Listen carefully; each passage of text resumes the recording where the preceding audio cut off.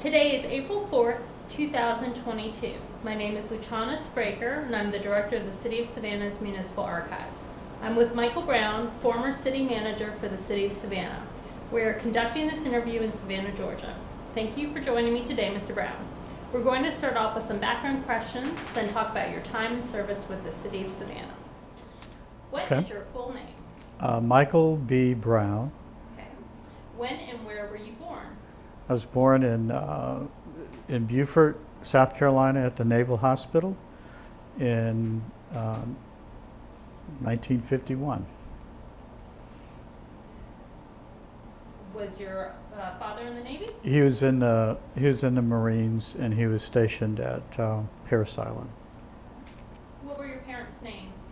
His name was Elroy L. Brown. He's from Iowa, and my mother was also from Iowa, and her name was Maureen L. Brown. And they got married at Parris Island. Okay. So, with your father being with the Marines, did you move around a lot during your childhood, or did you spend your childhood mostly in one place? No, as you probably know, the Marines and other branches, they move you around. So we lived after, I only lived in Parris Island till I was 2 or so, and then we moved to Camp Lejeune. I lived there till I was around 7, and then I lived in Norfolk at the Navy base. He was on board a ship, and then we moved to Quantico, where he retired, and then worked in the private sector, and I grew up in Northern Virginia. Tell us about your background in education. What path did you take into public service? I went to high school in Woodbridge, Virginia. It's an okay place, but it's suburban, so I think we always knew that we sort of longed to be in communities that had facilities and all that, and back then it didn't. We went at Woodbridge. From there, actually I went to the University of South Carolina for 2 years, and Linda did too. She went to Winthrop and then South Carolina, and then tragically her father died in our sophomore years, and so she couldn't go out of state, so she transferred to James Madison in Virginia, and I transferred to the University of Virginia at Charlottesville. So we finished our undergraduate there, and then she got a job as a teacher in Waynesboro near Charlottesville, and I went on to graduate school at the University of Virginia. So you mentioned Linda, so just clarify for those who don't know. Linda Lee is my wife and partner. We went to kindergarten together at Camp Lejeune, and then met again, I think in the 7th or 8th grade, and then, you know how teenagers are, we went steady and all that. We got married after college and have been married ever since and raised a family together. It's interesting that you met with all the moving around Yeah. that you kept meeting. So after college, then what would have been your first public service job? Well, while I was in college, I was driving a laundry truck for the college laundry service, for the students. And I saw a bulletin board notice of an internship at City Hall in Charlottesville. And so I applied and I got the job. And so I actually went like 2 years instead of 1. And so my first job was intern for the city manager's office in Charlottesville. And it was a key moment because they were, if you go to Charlottesville now, there's a mall, the streets are closed and there's a central plaza. They were still open at that time, and they were just getting ready to build the project. So it was an important time in the city's history, and of course, I've stayed in touch with it and have friends, to see what it's been going through, some of the struggles that it has had as a city and a community. And from Charlottesville, where did you go then? Well, a person who was a mentor, his name is Bern Ewert. He ended up getting a job as city manager of Stratford, Connecticut, and encouraged. I moved on from my first job from college, from grad school, was Mount Pleasant, Tennessee. uh, and then a city manager. And then Byrne encouraged me to come join him in Stratford, Connecticut. Quite a culture change from Tennessee in the South. And so we moved to Stratford in '76. And then I subsequently became town manager when he left. And so then I served as town manager of Stratford, which is right next to Bridgeport, Connecticut on Long Island Sound. So it's a great place to be, very politically challenging. What was politically challenging about it? Well, they had very, very, very partisan activities, just constant political fighting, very, very strong unions, so that was a factor. But I think we made a lot of progress there, and when Byrne left, I ended up getting the town manager's job and stayed there until October of 1980. Okay. So you came to work for the city of Savannah more than once. Tell us about the first time. What brought you So Don Mendonça hired me in 1980. I was the assistant city manager. He had two assistants. One was for public development, and the other one was for management and finance, all the budget and finances and all the support services and purchasing. And so I did that side of the house, and I did that for 9 years.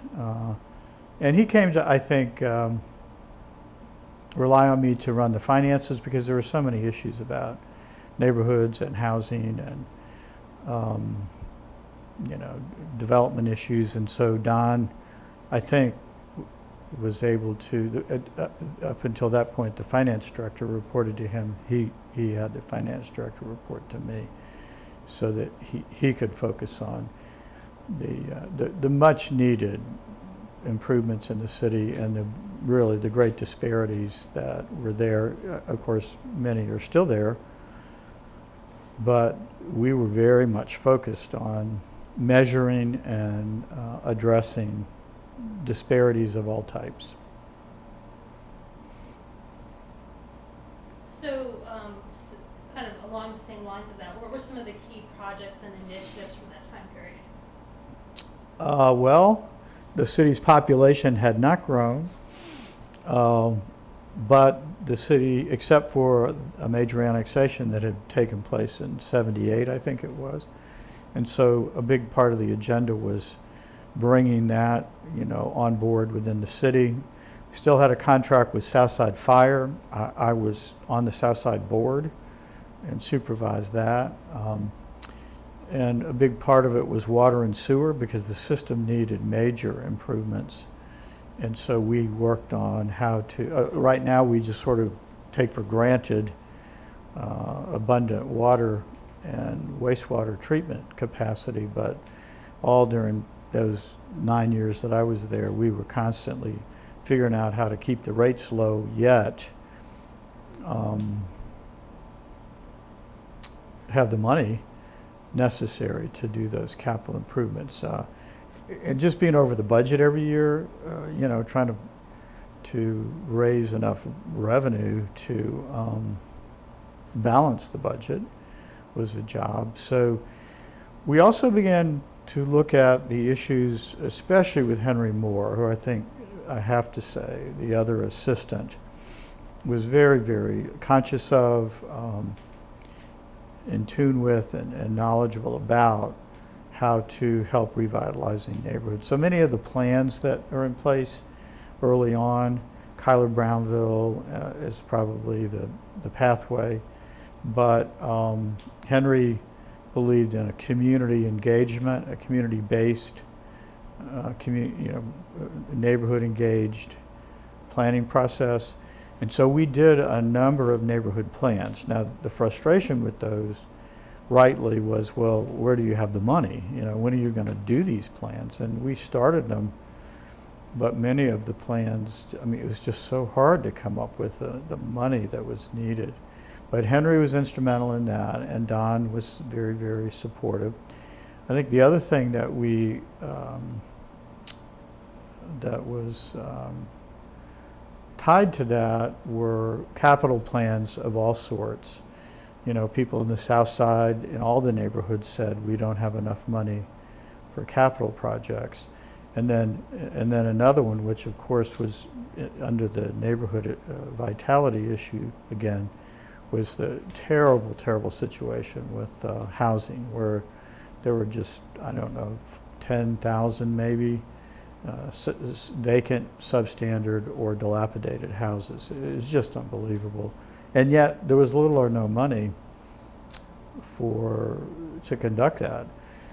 So bad that we would just try to use our U.S. housing and urban development money each year to try to do a few things, a few demonstration projects in neighborhoods. But that was a frustration for people because they said, well, you know, we're never going to get there.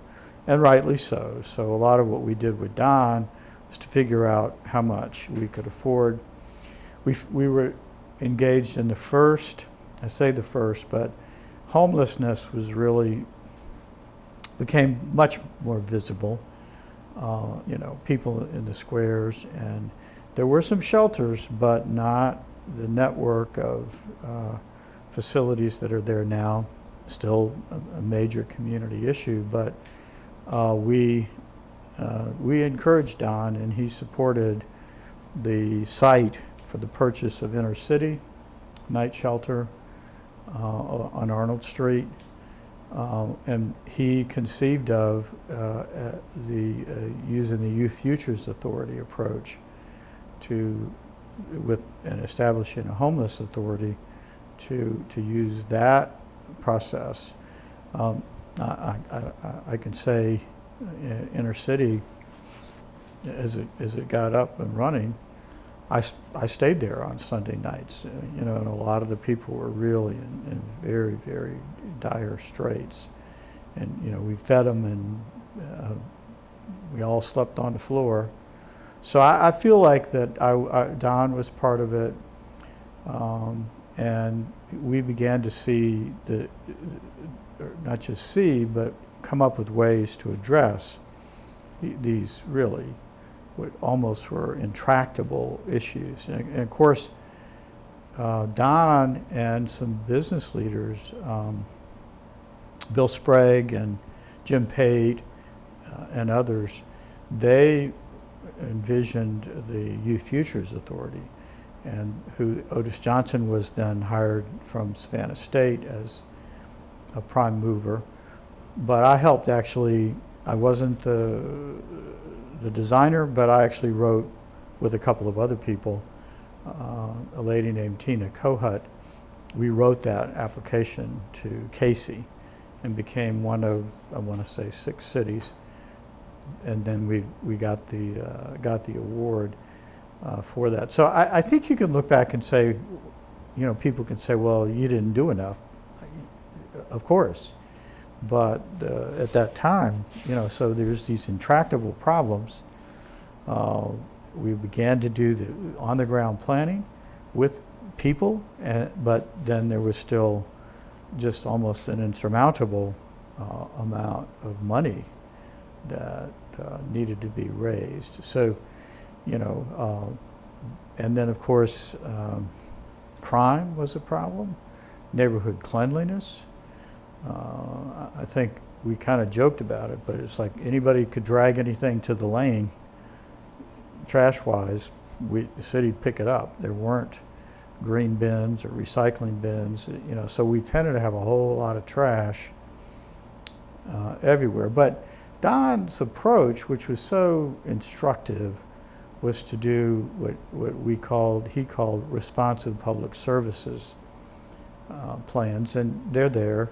And what we would do each year, Henry and I worked on them with our staffs, was to measure, quantify the conditions, fire, police, crimes, cleanliness, water, sewer, the availability of parks. We measured all of those things. Drainage turned out to be a big issue. We measured them, and then we got city council. We never divided anything by 6 districts. We didn't do it. we applied our resources, even if limited, we applied those to the districts that needed the most work. And as opposed to, like, well, I want my equal share. Everybody on council agreed that the best approach, the most equitable approach, as opposed to the equal approach, was to put drainage and other money towards those neighborhoods with the worst problems. And I hope that can be reinstilled, because I certainly think it was critical. At least everyone knew that we had a plan, we were trying to come up with the money, and that they would get served in turn, not served after everybody else got served, or somebody else got money just because you were dividing by 6. So, you then left Savannah. What pulled you away? Okay, well, I do want to say just one more thing about while I was there. Not that we don't have good councils now, but I think that there was Don and there was Jimmy and there was Johnny Rusakis, and they were the mayor. Jimmy was the legal, and Don was the manager. And with them having councils and really strong council members, you could count on them. They made a lot of demands of us, and Mendonça made great demands of me and everyone. But I think we felt we were making progress. Now, what happened is, you have a career, and Don never spoke to me about becoming manager. He told people later, I think, that he thought maybe I should be, but he never said that to me. So I got recruited by a private sector, search firm to apply for the city manager of Columbus. And it wasn't Georgia? Columbus, Georgia, yeah. I didn't know much about Columbus. And there were other applicants, but as it turned out, I got the job and moved the whole family to Columbus. And that was in 1989? Right. Yeah, I remember it because my daughter Rebecca got christened on Easter, and after the christening, I left for Columbus. So, and they stayed here, and then we bought a house and lived in Columbus for 5.5 years. Is there anything you want to tell us about Columbus, Georgia, and your time there? Well, it was difficult. It was difficult, but on the other hand, they were receptive to community transformation. That's what this business is about. It's not just paying the bills and arguing with council. It's setting a vision and getting people behind that. And they had some real needs because they had an old beat up municipal auditorium. They had a really subpar park system. They had a combined sewer overflow problem like Atlanta's. So working with people there, we put together a community plan, and we passed their first special purpose 1-cent sales tax. And while I was there, we began work on a river walk, which also served the dual purpose of helping to solve the combined sewer overflows. Actually, the big pipes are underneath the river walk.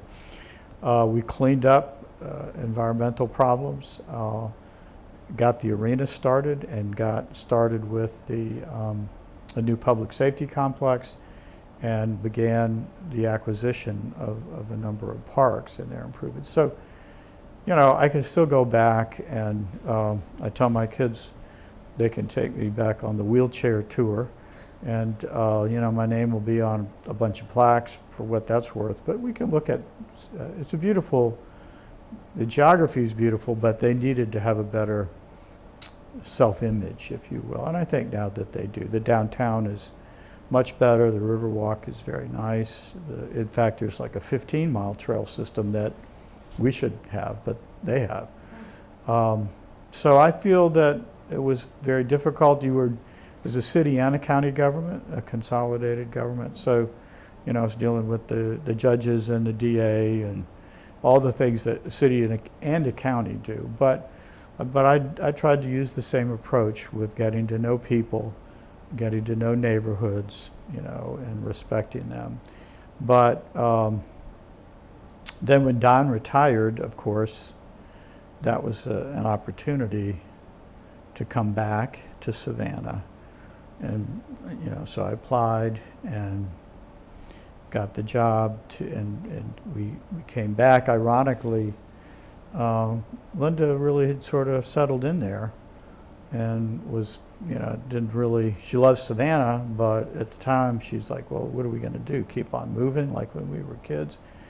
So, but she went along with it and came back to Savannah, and I think we still have friends, of course, but it was a good 5.5 years. But I was glad to come back and see the challenges that awaited yet again in Savannah. Did you see any, had the community or the city organization changed while you were gone? Well, I think that, they had made some progress on the, a lot of the issues. But Broughton Street, some of them were not in good shape. Broughton Street was mostly vacant, even on the first floors, not even to mention the upper floors. The crime situation was seen, I think, as very fraught, and especially since they'd had, I think, up to 50 homicides, and I think that affected the election. The failure of John Reesakis to get reelected. So crime was an issue. Housing continued to be an issue. So even though I think the groundwork was laid for a lot of things, there was just so many problems. And before I left, the city had started the drainage issues. We had, I think, for 3 years, they'd raised 1 mill in taxes, and then a second mill, and then a third mill in order to raise money for the drainage issues before I left. But that really was not very much money at all in comparison to the problem. And then while I was gone, they converted that money into bonds, to debt service. But then that only raised about $30 million.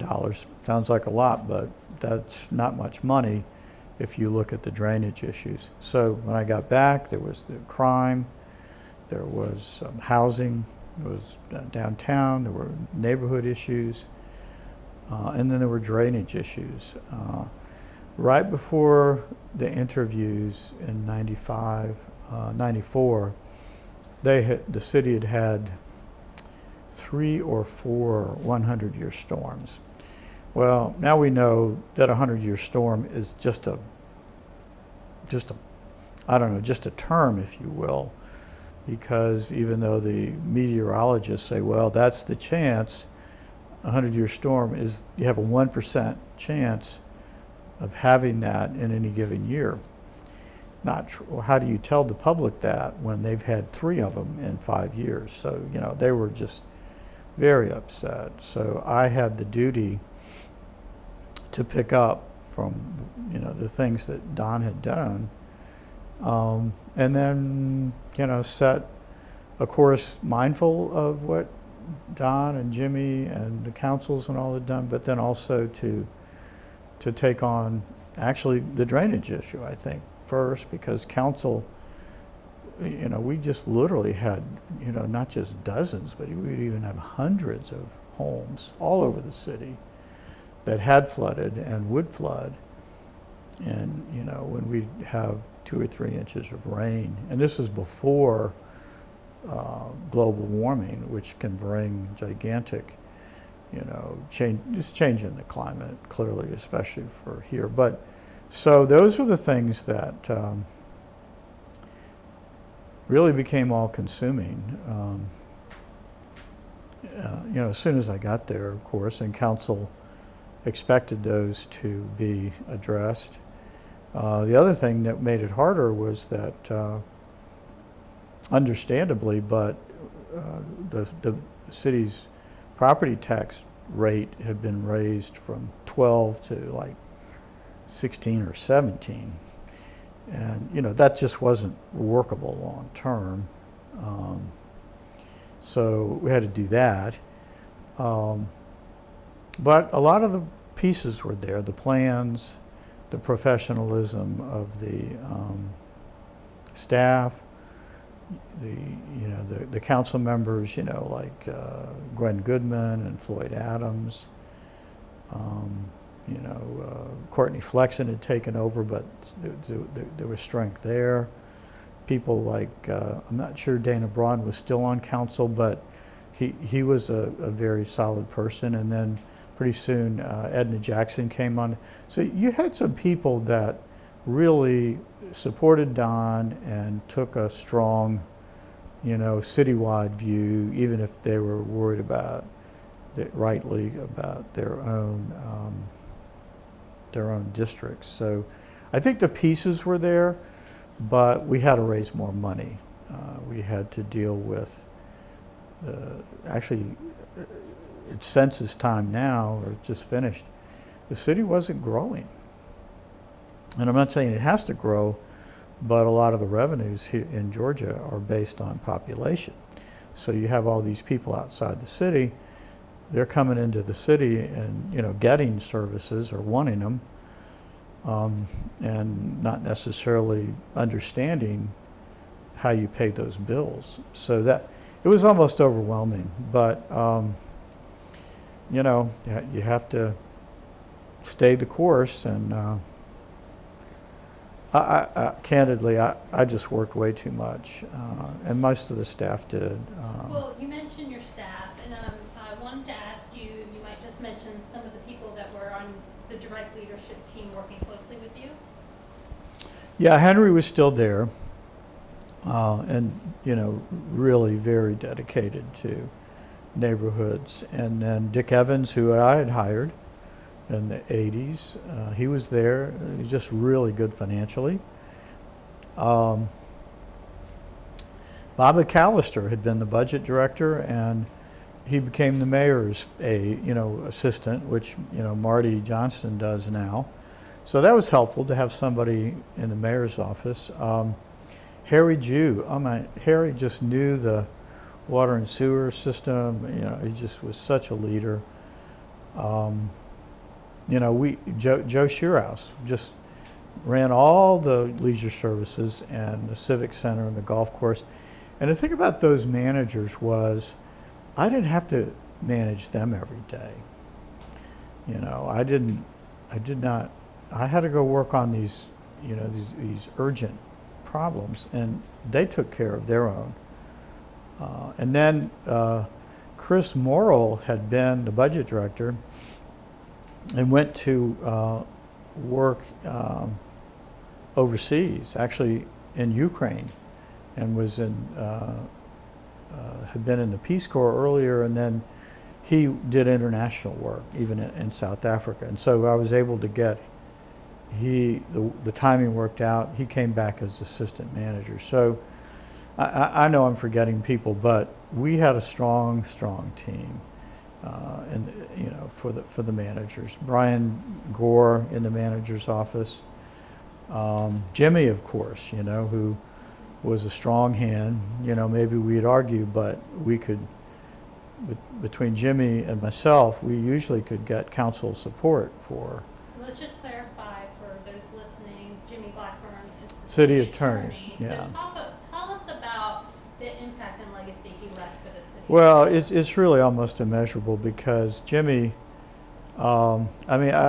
Jimmy, I know was, I think he was born there, but he was raised in Dover, Georgia, which is just north of a little crossroads of Highway 17 and I guess it's Route 1, north of Statesboro. He went to high school in Rocky Ford, Georgia, and then went into the Navy. Actually, he worked in the shipyards here.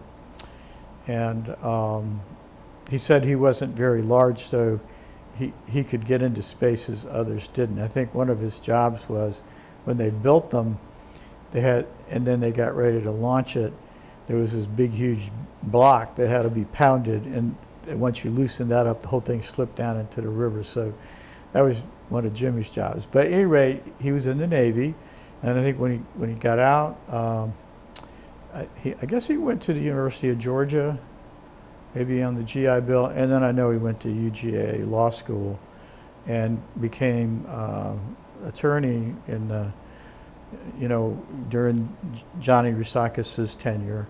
So there were a lot of people that didn't care for Johnny and Jimmy and Don, but it doesn't matter to me. They knew their stuff, and council supported them, and they supported council. So Jimmy was there from, I guess you'd have to count the years, but I mean, going all the way back into the 70s, all the way through my tenure, into beyond. I left, of course, in 2010, and he was the city attorney. And there are many times when I'd go over to his office or pick up the phone, and we could figure something out. Jimmy was also instrumental even in the state, because he was a leader amongst the city attorneys. We were all very close to the Georgia Municipal Association, participated in it, its annual legislative program. And Jimmy, was instrumental in passing laws, and when the Constitution was amended or whatever, he was instrumental. Another person that was instrumental, and I brought back to Savannah, was that Jim Burgess was the executive director of Georgia Municipal Association, and I was able to get Jim to come to Savannah, not full-time, but as Savannah's lobbyist, beginning in 1995. And so he worked the halls of the legislature essentially every day that they were in session, and many that they were not. So with that team, with Jimmy, council, and Jim worked with people throughout the state. And I knew a lot of people around the state because I'd been in the western part of the state. So I think there were a lot of things lined up to help bring more money to Savannah, get laws, good laws passed, get bad laws, not passed. And we began to have better capacity to address our problems. But they almost seemed to be intractable. But over time, we made progress, I think. So looking back at the 15 years that you were city manager, what projects are you most proud of, or do you look back and say those were the most difficult and challenging? Well, everyone was difficult. There's nothing easy, but I think the first one, because I really would have thought that housing and neighborhoods were and are the key issue facing the city. But you can't fix the housing if they flood all the time. So there was no plan, really. There was no money, for sure. And so my first task was to just revisit all of the drainage initiative. The engineering that had been done, the flooding records, where the problem was the worst, and to work on that. Now, it isn't as if nothing had been done. A major outfall had been constructed along Cedar Street, which kind of runs perpendicular into Daffin Park, goes all the way to Wheaton Street, and then discharges to the north, right by the wastewater treatment plant. They had built gigantic culverts. Essentially, they look like the Panama Canal, and they're there. but the pavement covers them up. My first job for drainage was negotiating the damages that had been done, settling those cases. But then moving on to each of the other urgent areas of the city and trying to come up with solutions. I think the next biggest one clearly was what we, Baker, Jenks, and Fell Street, right in the middle of West Savannah. There were 40 or 50 houses that had flooded constantly, practically every year. In a rainstorm, families could wake up and there'd be water in their bedrooms, it just awful. So I and folks would go out there, Billy Jones would go out there, and we tried to come up with a way to address it. But I think we were able to get a few things to come together. One is Alan Beals was the chamber director. He was very good friends with Henry Cisneros, who was the U.S. Secretary of HUD. And he said, I think I can get Henry to help us fund some of this. So he invited Henry Cisneros to stop on the way traveling somewhere, come to Savannah, and he did with somebody on his staff. And so it was Henry Cisneros, his staff person, and Alan and I, and we drove him around West Savannah, and Henry said he'd help, and sure enough, within a week or two, said he'd give us $4 million. So we agreed it was the $4 million car ride. But that was the first money that we got during Susan Weiner's tenure. To at least, there was no dispute about it. These were houses that were so low that we were going to have to do buyouts. So we commenced with buying the houses. At the same time, we were commencing to design what's now there's a Fell Street box that we improved some, and then we built an alternative box, along Baker Street that goes underneath of Lathrop Avenue, and a pump station, which is the key too.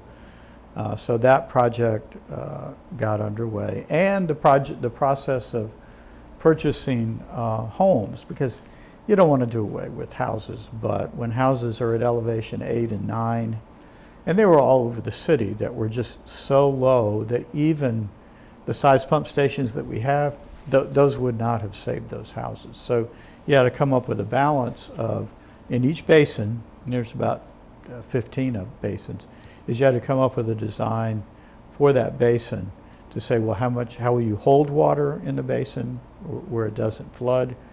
How will you convey it in larger structures? And then how will you pump it? Because you have to pump. You have to build pump stations. So we built, 5 major pump stations in the 15 years. The first one was actually on Duran. That was, I think, the first. And then we built a second one that goes with the Duran pump station at Montgomery Crossroads. We built a pump station right next to the wastewater treatment plant. We built a pump station, as I said, on Baker Street. And then we enlarged underground. These are 8-foot square concrete culverts. And then that go usually through pump stations. And then we began to enlarge the canal system significantly, like along Wilshire Canal. So if you go around the neighborhoods now, we built an alternate discharge near White Bluff Road and the Truman Parkway. So if you go around and you see these really large canal systems, those are things that we envisioned. There's a big, huge culvert that goes through the downtown from Tatnall Street over to the Springfield Canal. So there's a pump station there. So for example, when I got here, that pump station had been held up because there was a WPA tide gate in place, and the Historic Preservation Office did not want to allow its demolition. So I went to the state and worked out a way that we, commemorated it and photographed it and all those things in the archives, and then we started construction of that pump station. So each of these was sort of, moved from place to place. Still a lot of work to be done, even now. But I think over the 15 years that the resilience of our neighborhoods is very much improved. Although I don't know if it was humorous, but when I came back as interim manager a year or so ago, we had a meeting about a neighborhood, and one of the people on staff said, well, we don't really have flooding problems anymore. I said, no, you just haven't had a big enough rainfall event, because this whole place will flood. It's, once you get off of the core, the core barrier island that runs from River Street, or the bluff, back down to the Forest River, you're going to have flooding. But I think the pump stations and the conveyance do have the dual benefit of, as global warming proceeds, we're a little bit more resilient. We're not going to have to do additional steps, but I think the whole city is better off for it. And I mean, I just think of all the different, so we bought retention, bought houses, probably 300 or 400, bought rights of way, designed, built culverts, built pump stations. I think an interesting one I'm proud of was that the Federal Emergency Management Agency had just had a practice of just going out and using flood insurance money and, fixing houses. And under President Bill Clinton, he hired James Lee Witt, who said, look, this is enough of this. We got to do this differently. We have to make everywhere more resilient. So not he, but his staff went to the annual city and county managers meeting one year. I think it was in Cincinnati, but at any rate, so they did this sort of ad hoc announcement. Well, the FEMA is going to be having a special meeting tomorrow morning at 7 in the morning. And they want all the managers to come because they want to have a dialogue about this new method. And they have some money for you, as well as breakfast. Well, I got to the meeting. I was the only one there. So I had all the FEMA staff, all the breakfast, and me. So we talked all about Savannah. And because of that, relationships from that,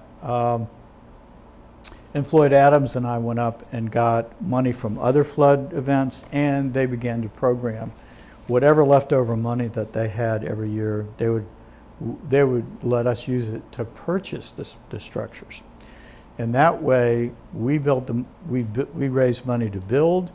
They had money to buy, and so that partnership through the Georgia Emergency Management, just like the Henry Cisneros money.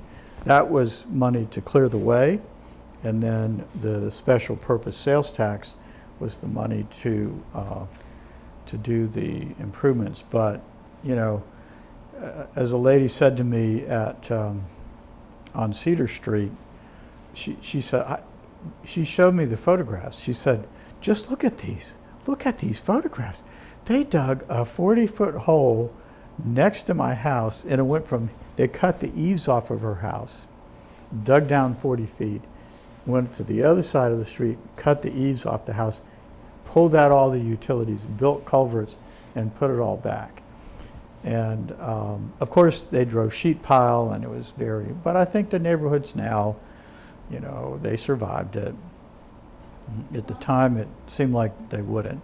So I learned a lot how to sit with people in their living rooms and talk to them about whether their house had flooded or what was necessary for the construction, or how to deal with the, just the construction process. And the other major line, which I don't think people even know, it goes from,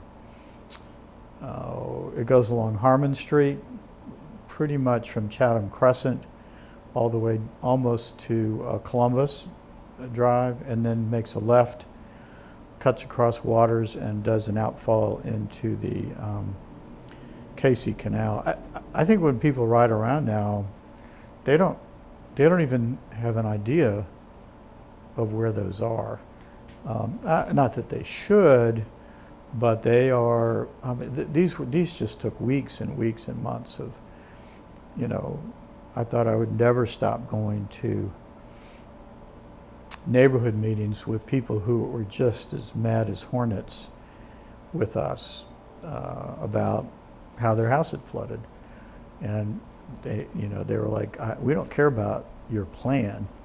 We want to know when our house is not going to flood. But over the years, and I think going out there, Billy Jones, who was instrumental,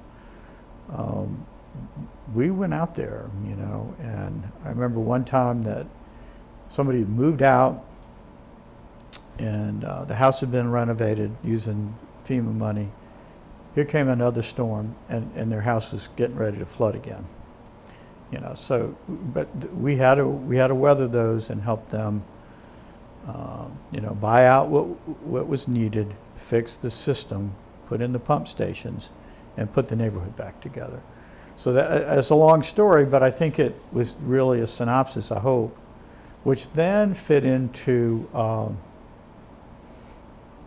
then you could move on to the task of now with better streets and drainage, begin the process of improving housing and neighborhoods and open spaces and all the things that we then did in neighborhoods. But for council, that had to be done, but drainage took precedence. There's no doubt about it. So, you left the position of city manager in 2010. Why did you decide to leave? Well, excuse me. 15 years is a long time. I don't know anybody hardly that lasts that long anymore.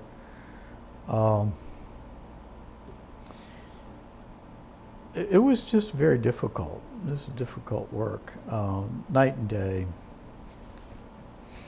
And there were all these, just as we were working on drainage and housing and Broughton Street. But along comes St. Patrick's Day, and I tried to make it safer. And, there are just so many things that were just downright tiring. One that happened in 1995 was that, it took a toll, was that I remember it was on Mother's Day, and there was this big, huge tank farm off of President Street. There's a set of, I think, fairly upscale apartments, but at that time they were really pretty, affordable but not very good shape apartments. And yet next to them, bad situation, was a tank farm, and somebody disconnected the protection system to work on it. They caught on fire, and they were reagents. One tank would ignite the other one, so our fire department would put it out, then the other tank would heat up and ignite it again. So we literally had these are gigantic storage tanks, and they were igniting and reigniting, producing hydrogen sulfide. And I literally sat at a table and drew a circle and said, okay, we're going to have to evacuate 500 households, which sounds easy on paper, but it was very hard to do.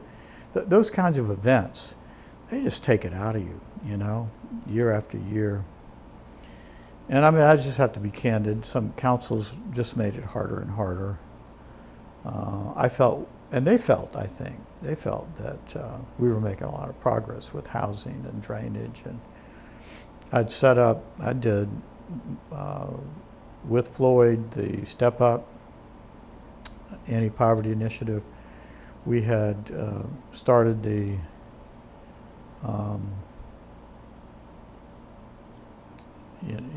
Savannah Impact to deal with high-risk offenders. So we had done a whole lot of stuff, but the job was not, it was getting harder. The demands were greater. So, I mean, I had 15 years in. I was in my 60s. I worked nights all the time, worked weekends all the time. And, sorry, but enough. My kids were in college, but, I was missing out on a lot of their things.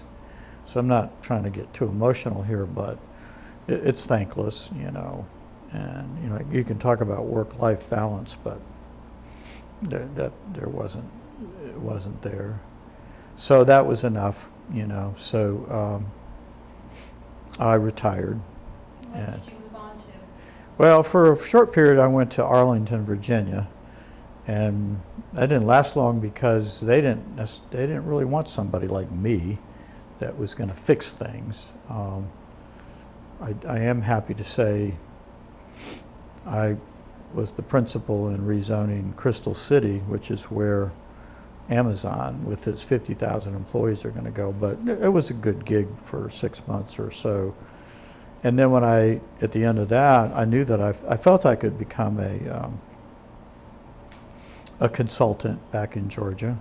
And so we packed up our apartment there and came back to our house because we hadn't sold it, and opened up a consulting firm, which has done pretty well as I could have ever expected since 2010. What's the name of the firm? Well, it's called Brown Pelican Consulting, and I always tell people it's because I'd rather be out kayaking with the pelicans than doing this work, which is true. But my wife retired from teaching, and so she was a partner and did a lot of the driving around while I worked, and a lot of the logistics and the books and the editing. When you write these big, huge reports, you got to have an editor. And Dick Evans, who had retired, is a real math and finance whiz, so he joined me. And then Jim Burgess also joined because of his knowledge of the law. So we covered a lot of the bases on local option sales tax, which I still do, service delivery planning, which I still do, SPLOS planning. I've even gotten engaged as defending cities in federal lawsuits, against plaintiffs' claims. So, and now I got designated, you don't do it yourself, the court does it as an expert witness to go to trial and to be deposed and to be cross-examined, write reports, write rebuttal reports. It's also very difficult work, but I can be rather adversarial if I need to be. A little bit hard-headed, I guess, but that's worked out too. So now I'm still doing that to some degree, but I'm trying to downscope it. In 2020, you returned to the city of Savannah to serve as our interim city manager while you were seeking a permanent manager. Why did you decide to come back and serve in that capacity? What swayed you to help out? Well, I still care deeply about the community. I live here. My family, two of my kids were born here. I still ride around the community. And I felt that I could come back and, they'd had this manager turnover, about 3 or 4 managers.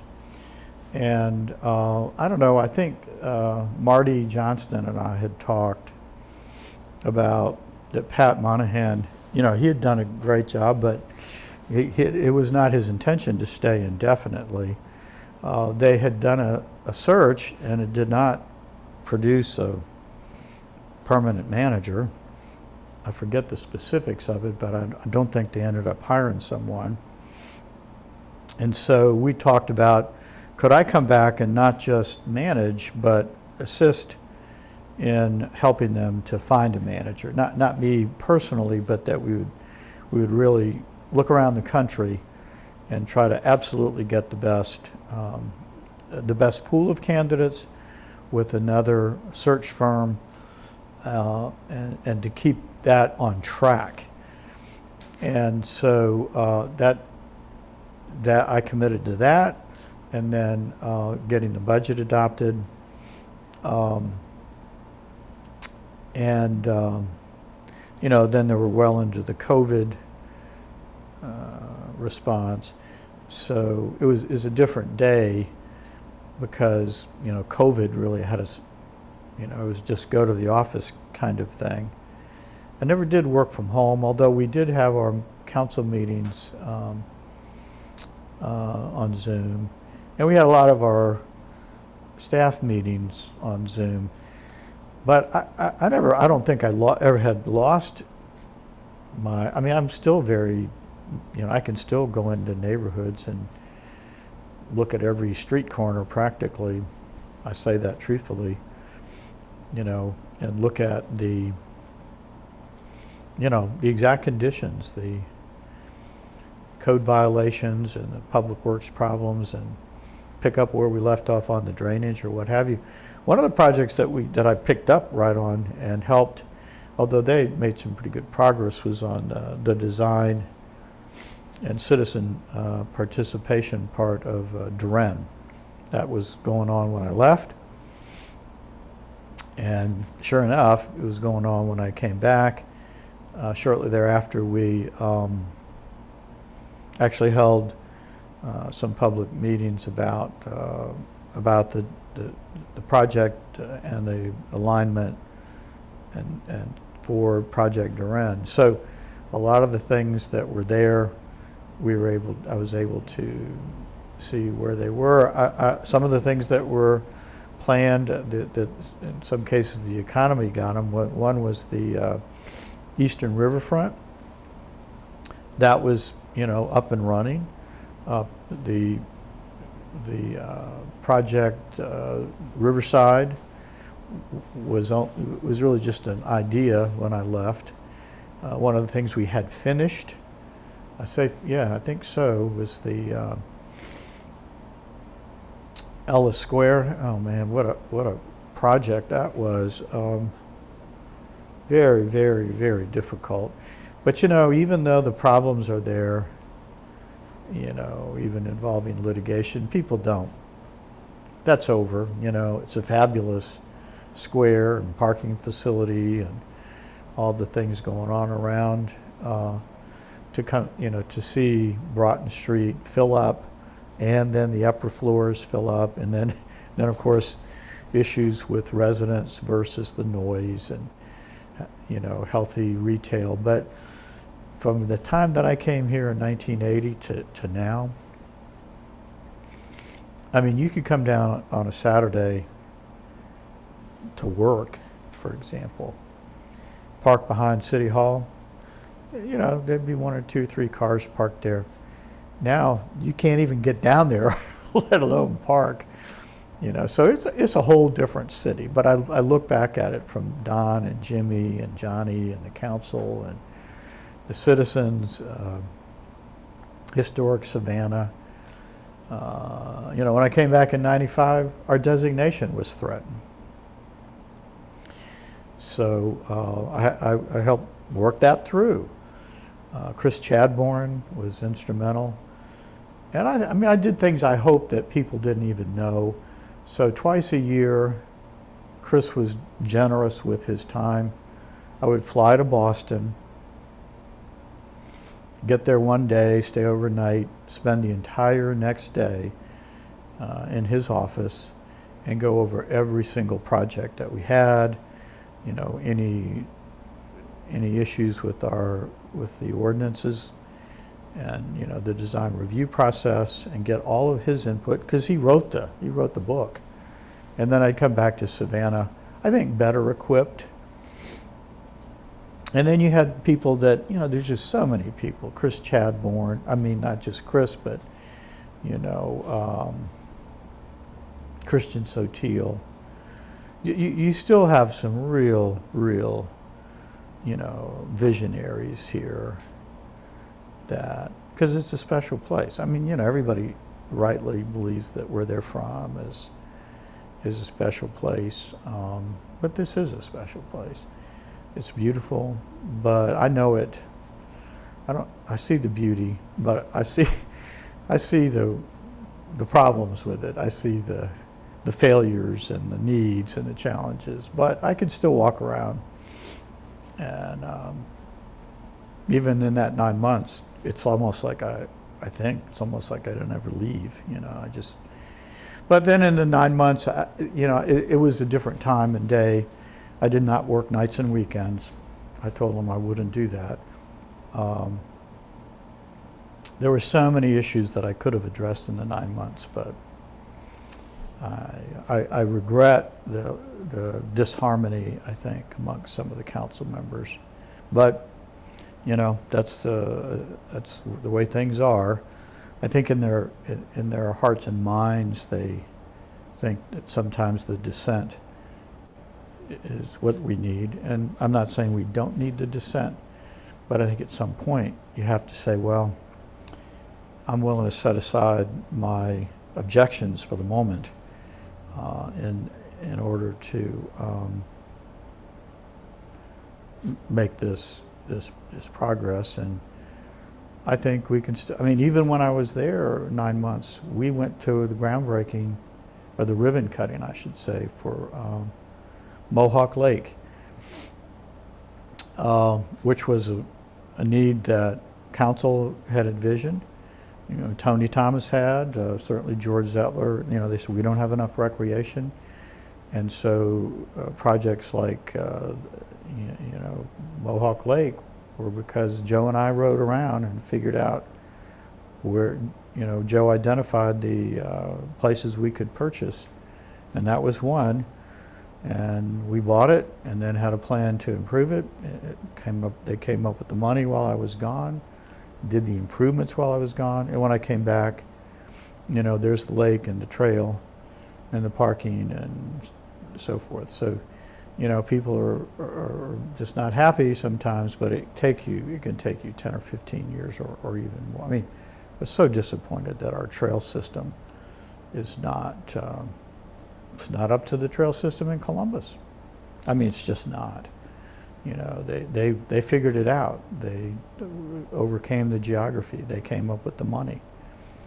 And a lot of times we joke, it's just the money. Well, if it's just money, raise it, fix it, get on with it to make it better. But Savannah really, there's almost no place, and I know everybody that you would talk to would say this, you can go anywhere, just about anywhere in the country, and check in at a hotel or whatever, and people say, "Oh, you're from Savannah. That's just my most favorite city." I don't tell them, yeah, I know it's sewers, I know it's drainage problems, I know it's problems with housing. I do, but I enjoy it. I love to come. I love to be downtown, and we can't eat in its restaurants yet. Some people do, but you can still enjoy it and go to the riverfront and go to the squares. And go to all of its neighborhoods, and one of the things I was the most proud of, and archives, and Glenda Anderson was so good. She's just, every time I had a project, I would talk to her and tell her, get me the best, get me the sources. And sure enough, within a day or so, a stack of books would be on my table.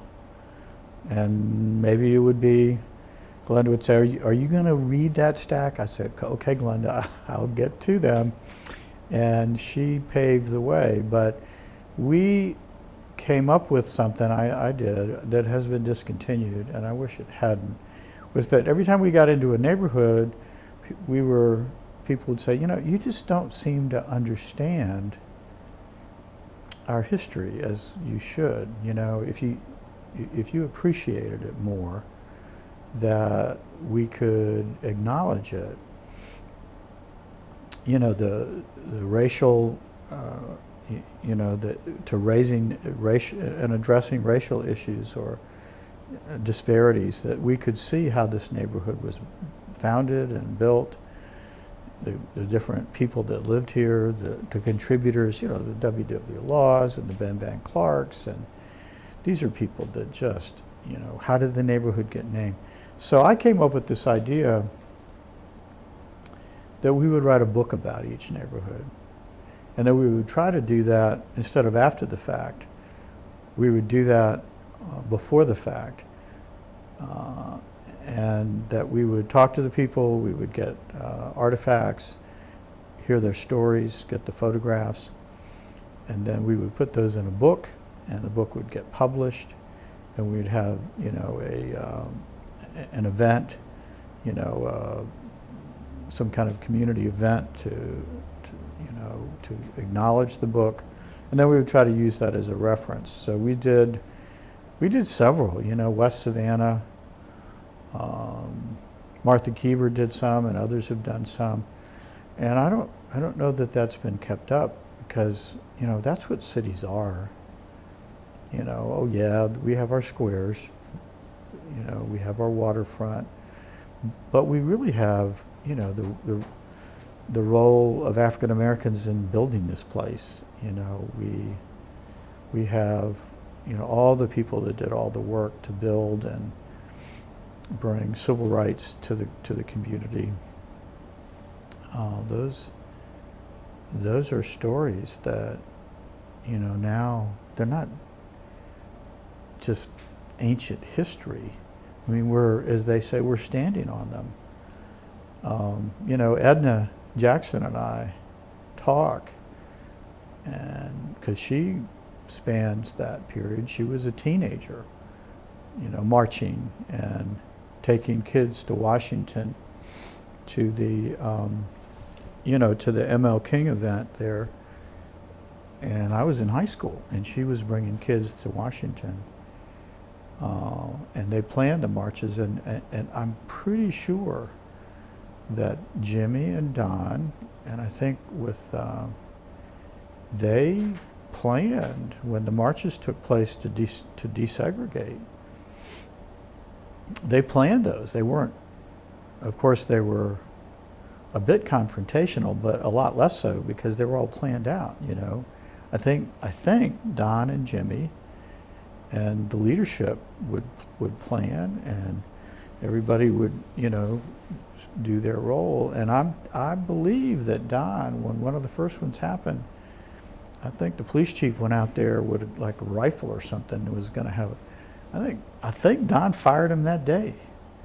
He goes, no, we're not going to put up with that. This place is going to get desegregated. And there's so many leaders that have done that in so many ways. Scott Smith was so instrumental in recognizing our heritage. Mr. Law was just, he sat in my office and dressed me down a few times, but he was such a visionary. There's so many places and people in Savannah that fit it all together, and now it's much more known nationally.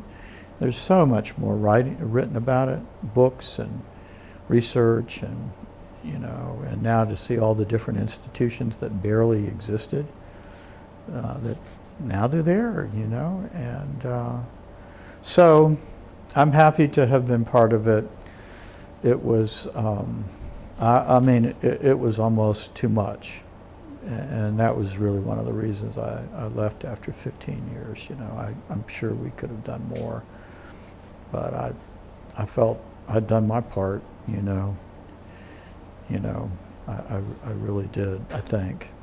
But I'm sure there are those who could fault me. But I really believe still, COVID notwithstanding, you know, when you have a problem, you just get on out there. You get out into the neighborhood, you get to know the leaders and the people. And you listen, sometimes people will be in a meeting and they'll say something and some people don't want to hear it, or it seems like it's almost like, where did that come from? And yet it comes from their heart, maybe from their emotions, and then somehow or another it fits into, even their anger fits into it. You know, and the fact that I could stand there most of the time and just, you know, accept it and then work it through, help build a bond that would allow you to transcend the distrust, the hate sometimes. I didn't hate them. They might hate us for our failures. So I don't know. Pretty soon I'm going to be moving on to that group that's gone. But there's so many people that, I'm not saying that that doesn't exist in every place, but it's a special chemistry here in Savannah. Well, you actually answered my last question, so I think you covered everything I wanted to ask you about your service and our strengths and weaknesses. Unless you had anything you wanted to add, I think we're good. No, except that I'm sure, you know, that if I were to go back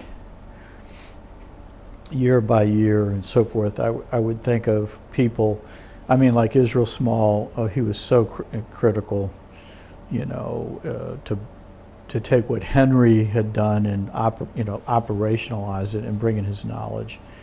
And you have people that we brought, like Martin Freddie. But I think the problem would be then you start saying, well, you know, who contributed what, you know? But yeah, it was absolutely a daily chore, but we constantly nurtured that group, I think. Okay. So yeah. Well, I want to thank you for not only sharing your story with us today, but also for your service 3 times with the city of Savannah. We all appreciate it. Yeah, but I can enjoy it now. I can enjoy it. Thank you. Oh, and my family, they were there. Well, I think everybody thinks of Linda as part of the family, and Rebecca, of course, worked with the city as well, so she's been part of the city family as well. Well, I would say this in my consulting practice, you know, we've been all around, and people, when they see us at first, they go, oh, we don't want to talk to you, we want to talk to Linda. So I said, that's fine, she's the nice one.